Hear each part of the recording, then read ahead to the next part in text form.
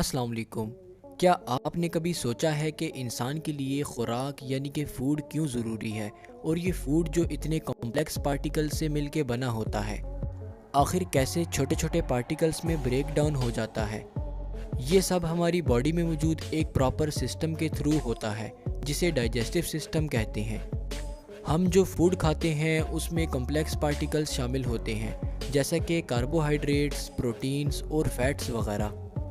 Digestive system में मौजूद organs in complex particles को सिंपल पार्टिकल्स में ब्रेक डाउन करते हैं ताकि हमारी बॉडी उस फूड से एनर्जी हासिल कर सके। ये एनर्जी बॉडी के तमाम सिस्टम्स को प्रॉपरली फंक्शन करने के लिए बेहद ज़रूरी होती है। डाइजेस्टिव सिस्टम वेस्ट फूड को बॉडी से एक्सक्रीट करने में भी काम करता है। डाइजेस्टिव सिस्टम एक मस्कुलर ट्रैक्ट या पैसेज वे है जिसके एक एंड पर माउथ और दूसरे एंड पर एनस मौजूद होता है। इस मस्कुलर ट्रैक्ट को गैस्ट्रोइंटेस्टाइनल ट्रैक्ट, डाइजेस्टिव ट्रैक्ट या एलिमेंट्री कनाल भी कहा जाता है। गैस्ट्रोइंटेस्टाइनल ट्रैक्ट में बहुत से हॉलो ऑर्गन्स एक लंबी सीरीज में आपस में कनेक्ट हुए होते हैं। ये ऑर्गन्स फूड को ब्रेक डाउन करने, इसेंशियल न्यूट्रिएंट्स जैसे कि शुगर और प्रोटीन्स वगैरह की ब्लड में ट्रांसपोर्टेशन और वेस्ट फूड को बॉडी से एक्सक्रीट आउट करने में मदद करते हैं।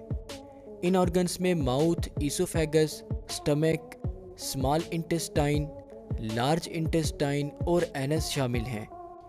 इनके अलावा लिवर, पैंक्रियाज, गाल ब्लेडर और कुछ ग्लैंड्स भी फूड की डाइजेशन में अपना किरदार अदा करते हैं। एक अडल्ट ह्यूमन की एलिमेंट्री कनाल की लेंथ 30 फीट यानी कि 9 मीटर्स तक हो सकती है।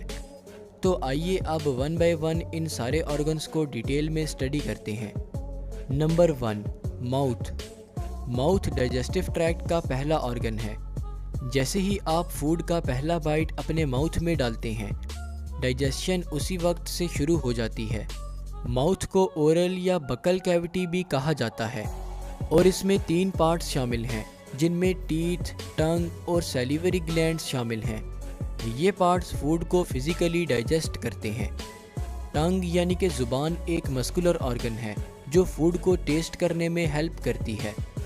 इसके अलावा ज़ुबान फूड को रोल करने और निगलने में भी मदद करती है, जबकि टीथ फूड की ग्राइंडिंग और क्रशिंग करके फूड को छोटे छोटे पीसेस में कन्वर्ट कर देते हैं ताकि फूड आसानी से डाइजेस्ट हो सके। इस प्रोसेस को मैस्टिकेशन कहते हैं। माउथ में मौजूद तीसरा अहम पार्ट सैलिवरी ग्लैंड्स हैं जो पेयर की फॉर्म में हमारे ईयर्स के फ्रंट पे ज़ुबान के नीचे और लोअर जा के करीब मौजूद होते हैं। सैलिवरी ग्लैंड सलाइवा प्रोड्यूस करते हैं जो फूड को ल्यूब्रिकेट करता है ताकि उसको चबाना और निगलना आसान हो सके। सलाइवा एक ट्रांसपेरेंट लिक्विड है जिसमें 2 खास एंजाइम्स मौजूद होते हैं जिनमें अमाइलेज और लाइसोजाइम शामिल हैं। अमाइलेज जिसे टाइलिन भी कहा जाता है, ये एंजाइम फूड में मौजूद कार्बोहाइड्रेट्स की डाइजेशन का काम करता है, जबकि लाइसोजाइम एंजाइम्स फूड में मौजूद बैक्टीरिया और फंजाई को किल करते हैं, जिससे माइक्रो ऑर्गेनिजम्स हमारे माउथ में ग्रो नहीं कर सकते और हम बहुत सी बीमारियों से बच जाते हैं। लिहाजा ये कहना बिल्कुल भी गलत ना होगा कि सलाइवा हमारी ओरल हाइजीन के लिए इंतहाई ज़रूरी होता है। एक नॉर्मल हेल्दी पर्सन में 24 घंटों में तकरीबन 1 से 1.5 लीटर तक सलाइवा प्रोड्यूस होता है।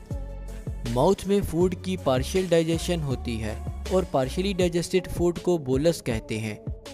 Number 2, pharynx. बोलस हमारे माउथ से पास होकर हमारे डाइजेस्टिव सिस्टम के सेकंड ऑर्गन यानी कि फेरिंक्स में इंटर हो जाता है। फेरिंक्स को थ्रोट भी कहा जाता है और ये माउथ और ईसोफेगस को आपस में कनेक्ट करने वाला एक पैसेज है।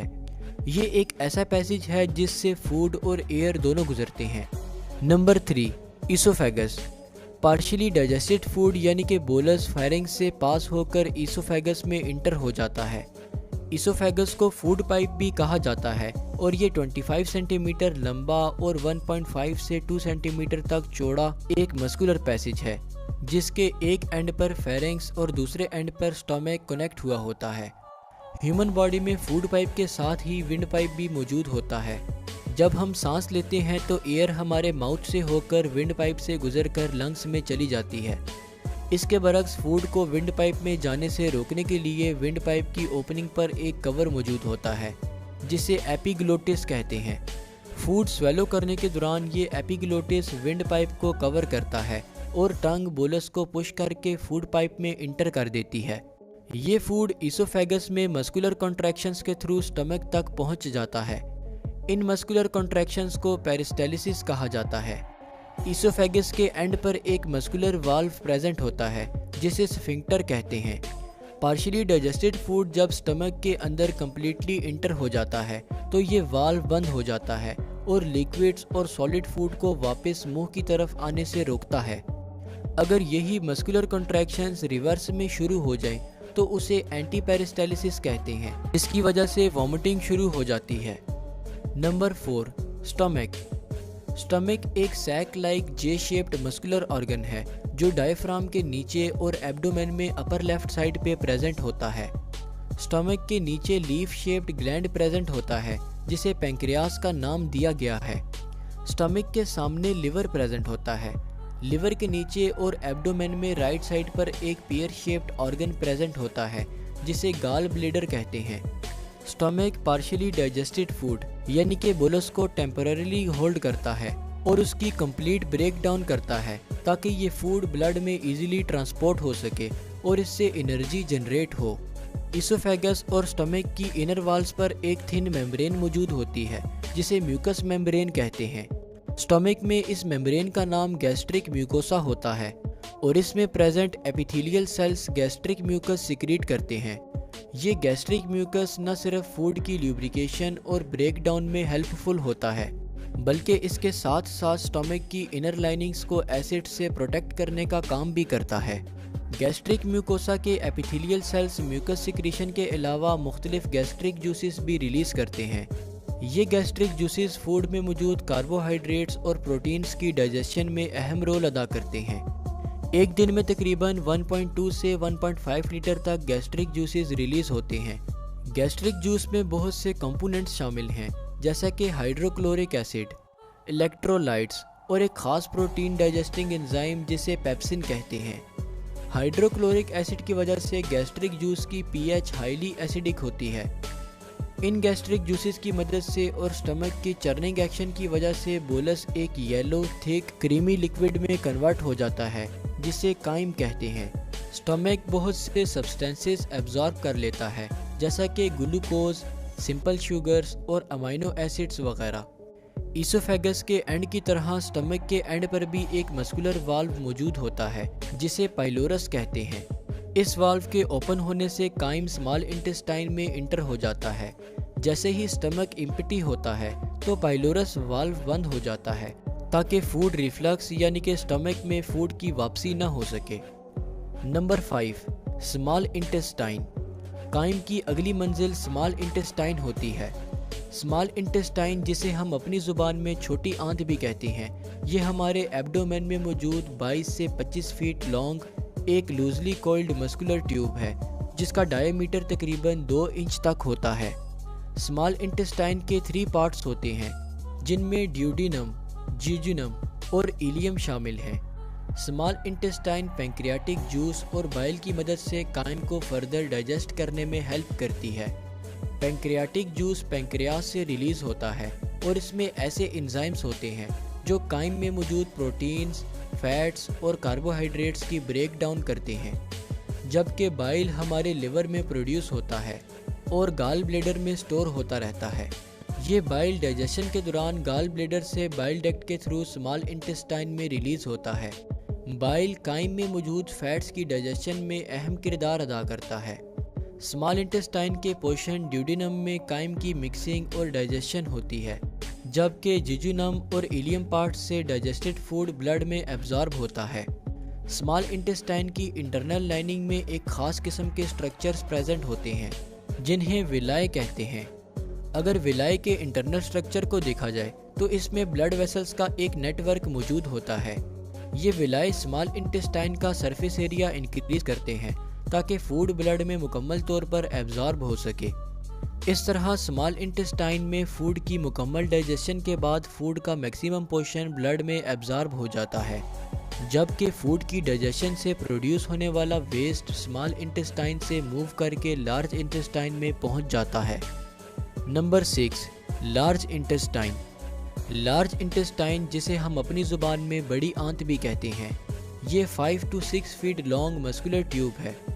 इसको लार्ज इंटेस्टाइन इसलिए कहा जाता है क्योंकि ये लेंथ में तो बेशक स्मॉल इंटेस्टाइन से छोटी होती है, लेकिन इसका डायमीटर यानी कि चौड़ाई स्मॉल इंटेस्टाइन से बड़ी होती है, जो कि तकरीबन 3 इंच तक होती है।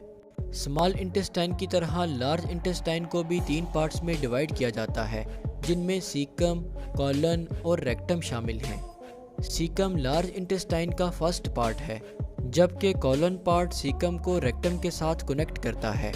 स्मॉल इंटेस्टाइन से फूड वेस्ट ट्रैवल करके सीकम और फिर कॉलन में मूव कर जाता है। कॉलन में वेस्ट में मौजूद एक्सेसिव साल्ट्स और वाटर एब्जॉर्ब होकर ब्लड स्ट्रीम में इंटर हो जाते हैं, जिससे फूड वेस्ट सॉलिड फॉर्म में कन्वर्ट हो जाता है।